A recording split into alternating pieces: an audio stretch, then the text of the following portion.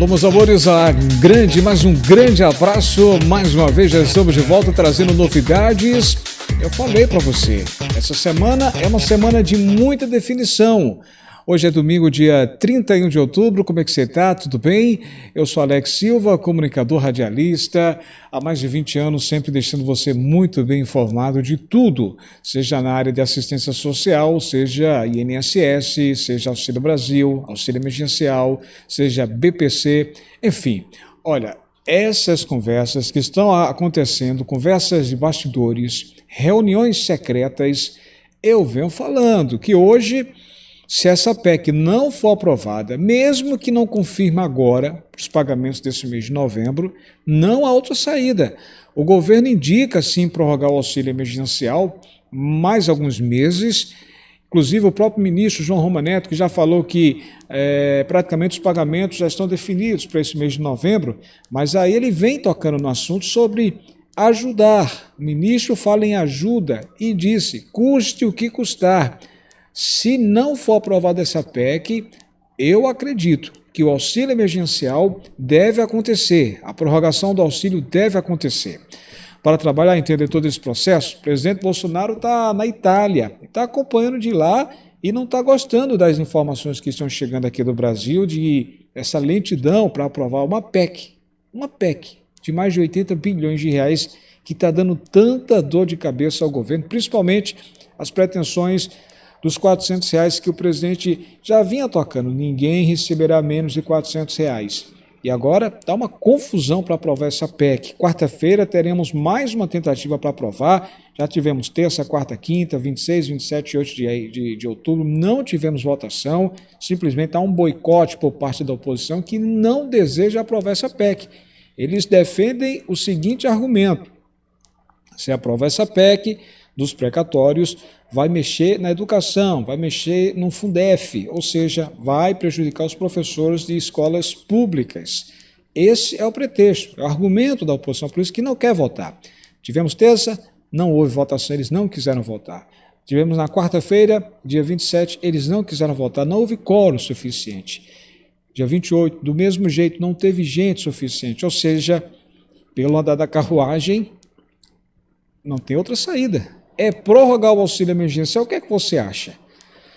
Bora trabalhar, gente? Olha, é o seguinte, diante da resistência da ala importante da Câmara em relação a essa PEC dos precatórios, que, entre outras medidas, abre espaço no orçamento para aumentar o valor do Auxílio Brasil para R$400, o governo vem admitindo sim essa possibilidade de fazer o quê? De prorrogar o auxílio emergencial, cuja última parcela foi paga agora, nesse mês que passou, o mês de outubro. Passou não, porque hoje é domingo ainda, né? Dia 31, esse mês está acabando.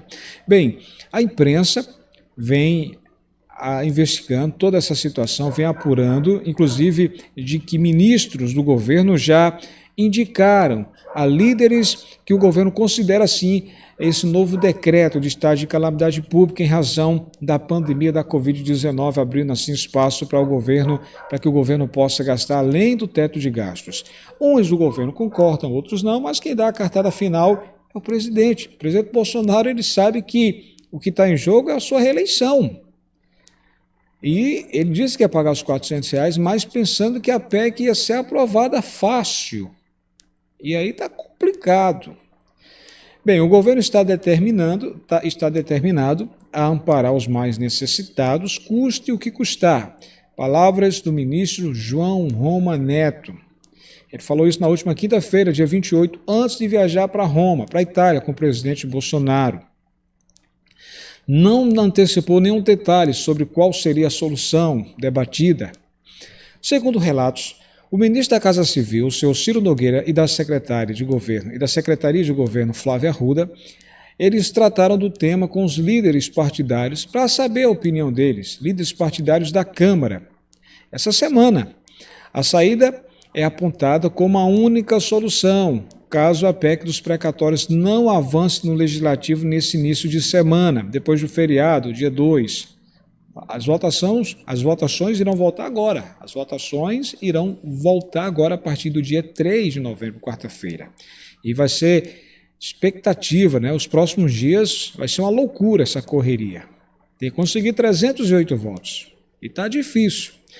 Embora a ideia tenha aderência entre deputados e senadores, integrantes do governo já preparam um discurso para justificar a medida, o de que, como o Congresso não deu aval à PEC, caso não consiga aprovar, o presidente Bolsonaro não tem outra alternativa, a não ser prorrogar o auxílio de novo, para atender a camada da população que não tem de onde tirar o dinheiro.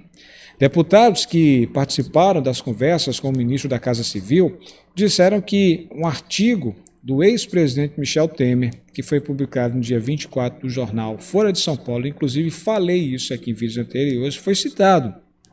Nele, o ex-presidente Michel Temer defendeu justamente a ideia de que a situação da pobreza, acentuada nos últimos 2 anos pela pandemia, justifica, sim, o uso do decreto de calamidade pública. Bem, o que é que foi dito? Abre aspas. Há sempre a preocupação de que os vulneráveis, acentuada sua pobreza, possam rebelar-se, em consequência, praticar atos que desagreguem a nação brasileira. Este fato revela a razoável imprevisibilidade e, em consequência, a urgência a que ajude o artigo 167, parágrafo 3º, já mencionado. Acresce que um dos princípios fundamentais da nossa Constituição é a erradicação da pobreza. A teor do seu artigo 3º, escreveu o ex-presidente Michel Temer. Para o ex-presidente, a situação calamitosa da pobreza no país justificaria, sim, essa nova renovação de estado de calamidade pública para que haja uma possível prorrogação do auxílio emergencial. E o que é que ele falou?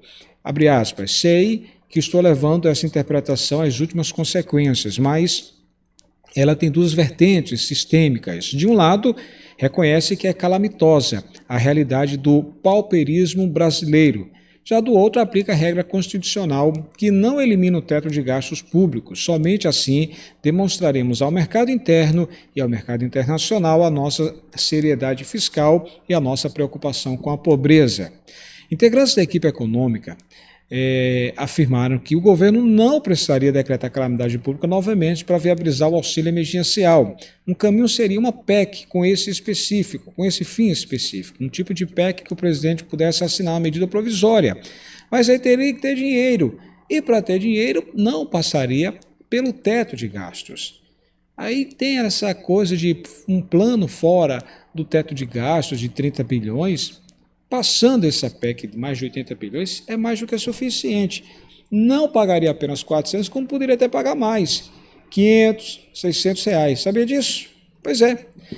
Eles argumentam que decretar novamente estado de calamidade pública seria temerário, já que não há mais elementos para justificar a medida.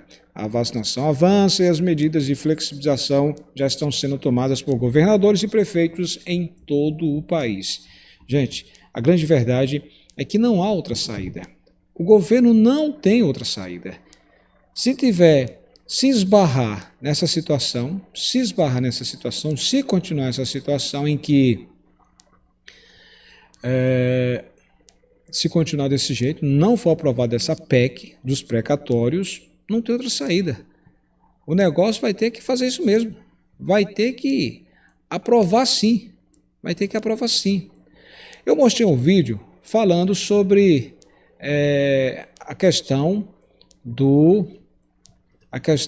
das declarações do ministro João Roma Neto, falando sobre os pagamentos que serão iniciados agora em novembro, e muita gente ouviu, outros, Alex, tem como repetir esse vídeo? Enfim, eu vou detalhar, vou mostrar novamente para você entender aí o que foi que o ministro João Roma Neto falou sobre a questão dos pagamentos, né? Ele falou justamente sobre os pagamentos previstos agora para esse mês, vai começar agora no mês de novembro. Preste atenção aí o que foi que disse o ministro João Roma Neto. Acompanhe as declarações dele, preste atenção. Portanto, a gente focar e lembrar que todos estão sofrendo nesse enfrentamento à pandemia, mas existem brasileiras e brasileiros que sofrem muito mais. Então, o foco, portanto, e a urgência do assunto é para que se possa viabilizar, portanto, um socorro a todas essas pessoas. Os senhores estão tratando primeiro de mobilização e só depois vão tratar de ajuste no tempo? O senhor não considera que é muito difícil conseguir votar o texto hoje, já que tem 2 etapas, entendeu, de negociação? Nós vamos tratar agora, né, o líder, que é o relator da PEC.